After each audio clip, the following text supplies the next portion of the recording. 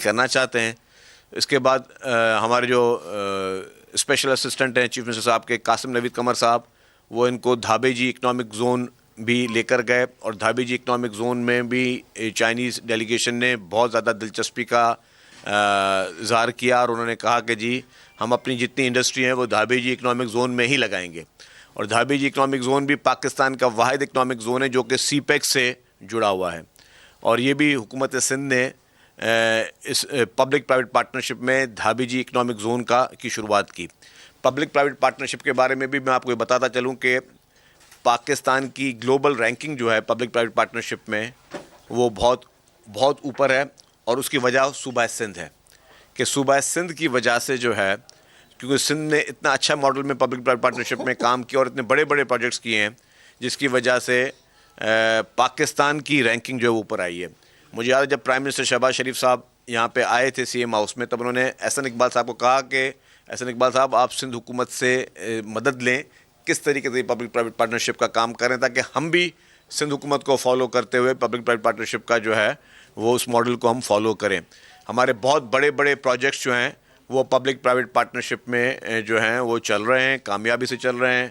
اور بہت زیادہ اس وقت بھی پبلک پرائیویٹ پارٹنرشپ جو ہے وہ ماڈل ہمارے پاس سکسیزفل ماڈل کے طور پر ہے. بڑے بڑی جتنی اسکیمیں وہ بھی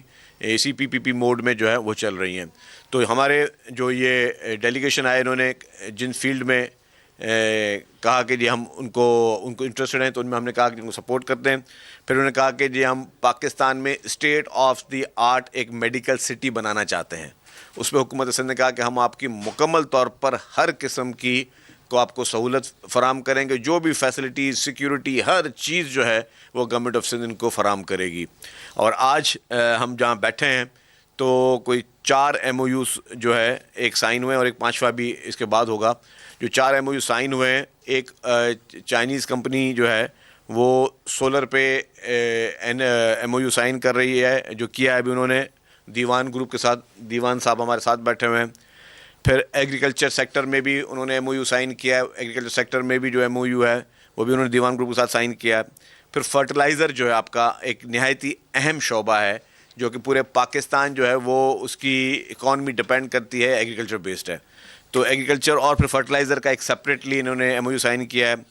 پھر جو ہے ایک اور امپورٹنٹ چیز ہے جس کی شروعات ہم نے کی تھی, کہ ہم نے پاکستان کی پہلی EV بسز کراچی میں ہم نے لانچ کی تھی, اور حکومت سندھ نے یہ اعلان کیا تھا کہ ہم پاکستان کی پہلی EV ٹیکسیز جو ہیں, ٹرانسپورٹ ڈپارٹمنٹ نے وہ اعلان کیا تھا کہ ہم وہ کراچی میں شروع کریں گے. اور اس کا ماڈل یہ ہوگا کہ ہم نوجوانوں کو روزگار دیں گے. اس کا سسٹم ایسا کریں گے کہ ہم نوجوانوں کو روزگار دیں گے, اور نوجوانوں کو جو روزگار کا مقصد یہ ہے کہ جو نوجوان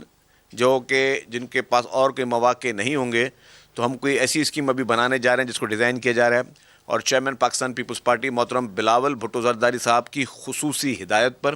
اور صدر پاکستان محترم آصف علی زرداری صاحب کی خصوصی ہدایت پر ہم ایک ایسی اسکیم نئی لانے والے ہیں جس میں ہزاروں نوجوانوں کو اپنا روزگار کمانے کا موقع ملے گا, اور ہم وہ بھی ماحولیاتی فرینڈلی جو ہے, انوائرمنٹل فرینڈلی ایک ایکو سسٹم کے ساتھ جو ہے ہم یہاں پہ ٹیکسی سروسز جو ہے وہ متعارف کرانے جا رہے ہیں, جس سے نہ صرف کہ ان لوگوں کو روزگار ملے گا, لیکن جو ہمارے پیسنجر حضرات, جو ہمارے لوگ جو